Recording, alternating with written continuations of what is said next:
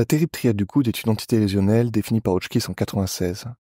Elle comprend une fracture de la tête radiale ainsi qu'une fracture de la coronoïde générée par une luxation du coude.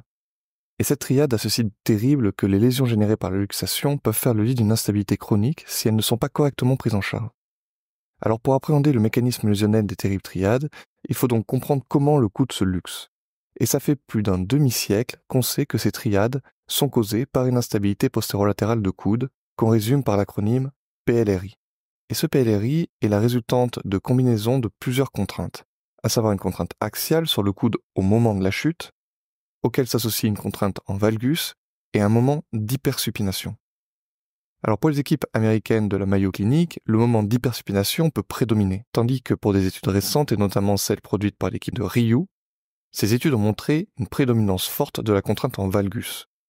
Et à titre personnel, j'adhère davantage à ces théories coréennes plus récentes, et ceci n'est pas sans conséquence sur la prise en charge chirurgicale de nos patients. Puisque si on suit la théorie américaine d'Odriscoll avec une hypersupination prédominante, on doit observer des lésions qui démarrent du complexe ligamentaire collatéral latéral et qui vont progresser du bord latéral vers le bord interne avec une lésion du ligament collatéral médial en dernière position. Alors qu'avec la théorie de Ryu, le valgus prédomine, et donc les lésions commenceront toujours par le complexe ligamentaire interne, pour progresser vers le complexe ligamentaire latéral. Dans cette théorie coréenne, le plan interne et le plan externe sont donc toujours rompus. D'autres auteurs, comme Adam Watts, ont décrit l'équivalent d'une véritable spirale autour du coude, avec d'abord des lésions ligamentaires et osseuses, allant du bord interne vers le bord externe, puis un deuxième cercle concentrique avec des lésions des muscles épicondyliens médiaux et latéraux, si les forces de luxation sont très fortes.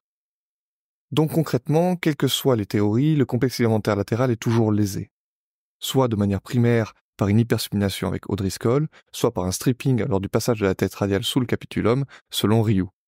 Dans les deux cas, il faudra donc réparer le complexe ligamentaire collatéral latéral avec une ancre qu'on positionnera sous l'épicondyle latéral.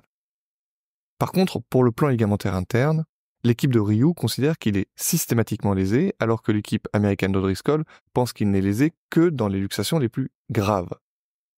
Et donc des auteurs suggèrent de ne réparer le plan ligamentaire interne par une ancre sous l'épicondyle médial qu'en cas d'instabilité en valgus persistante, malgré la fixation de la coronoïde, de la tête radiale et du complexe ligamentaire collatéral latéral. Pour ma part, je me tiens aux théories lésionnelles les plus récentes, celles donc de Ryu, et j'acte que le ligament collatéral médial est systématiquement rompu. Je le suture donc systématiquement chez les patients les plus jeunes avec un objectif fonctionnel élevé. Pour les patients de 45-60 ans avec des objectifs fonctionnels modérés, je le suture qu'en cas de valgus persistant, et pour les patients de plus de 60 ans, avec des objectifs fonctionnels modérés voire faibles, je propose un traitement fonctionnel par une attelle amovible. Pour ce qui est des fractures de la tête radiale, il s'agira de lésions occasionnées par le passage de la tête radiale sous le capitulum. Il y aura donc systématiquement une impaction d'un ou plusieurs fragments de la tête radiale, voire même une impaction de la tête radiale entière si la fracture se fait au niveau du col du radius. Une fois qu'on a compris ça, la manœuvre de réduction logique sera la désimpaction du fragment par une spatule qui va dans un premier temps aggraver le déplacement par un tilt de ce dernier. Ce sera d'ailleurs l'occasion d'aller retirer le petit fragment central souvent incarcéré car il peut gêner la réduction finale. Puis ensuite, on réalise un mouvement de bascule à l'aide de la spatule pour redresser le fragment désimpacté. Une fois le fragment réduit, une compression du foyer de fracture est réalisée par un Davy à pointe, puis la fracture est temporairement fixée par deux broches, et enfin définitivement fixée par deux vis cannulées, au filetage court ou au filetage long, peu importe. Et si c'est le col qui est cassé, on peut continuer d'utiliser des vis avec un montage tripode, ou sinon mettre une plaque en alternative. Les deux montages ont une résistance équivalente aux contraintes. Par contre, le montage tripode est une fixation axiale, donc s'il y a une perte de substance au niveau du col, le chirurgien peut induire un cal vicieux lors du vissage en compression. Et puis, pour ces montages tripodes, on utilise des vis cannulées. Donc on peut facilement pousser de l'os spongieux en dehors du fût si la vis dépasse la corticale. Et ça peut occasionner des ossifications hétérotopiques, voire même des synostoses radio-ulnaires proximales, et ainsi entraîner des blocages de la pronosupination. Finalement, le montage tripode est difficile à réaliser et il doit donc être réservé aux fractures du col simples et aux chirurgiens expérimentés en chirurgie du coude. Mais c'est le montage que je préfère parce qu'il reste mini-invasif et n'entraîne aucun conflit dans l'articulation radio-ulnaire proximale, alors que l'ostéosynthèse par plaque nécessite un décollement considérable des tissus mous et peut causer un conflit avec l'échancrure radiale de l'ulna si elle n'est pas positionnée correctement dans la safe zone. pour les fractures très commutatives, nous pourrons faire des montages à 3 ou 4 vis, voire même associer ces vis à une plaque si la fracture de tête est associée à une fracture de col. Mais il faut à tout prix éviter un montage trop agressif avec trop de vis, car c'est la pseudarthrose ou la raideur à coup sûr. Il ne faudra donc pas hésiter à passer rapidement à une prothèse de tête radiale qui permet d'excellents résultats à moyen long terme dans les terribles triades du coude. La troisième et dernière lésion de la terrible triade, c'est la coronoïde. C'est une lésion de passage lors de la luxation huméro-ulnaire. Dans les terribles triades, les fractures de la pointe représentent 97% des fractures de la coronoïde.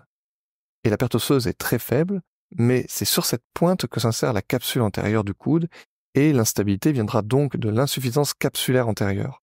J'ai donc pour habitude de parler de fracture capsulaire de la coronoïde lorsqu'il s'agit de fracture de la pointe de cette dernière. Et pour ces fractures, plusieurs traitements sont possibles. Déjà, on peut faire le choix de ne pas fixer la capsule antérieure chez les patients âgés ou les patients avec une stabilité du coude rétablie après la fixation de la tête radiale et du plan ligamentaire latéral. En cas de traitement chirurgical, il faudra donc surtout cibler la réinsertion capsulaire, soit au moyen d'une encre avec des fils qui passent dans la capsule antérieure, soit au moyen d'un lasso avec 2 tunnels osseux et un fil PDS qui réinsère le fragment sur lequel est accrochée la capsule antérieure. Et puis dans de rares cas, on peut avoir une fracture un peu plus importante qu'on appelle la mid-transverse, donc autour de 50% de la hauteur de la coronoïde.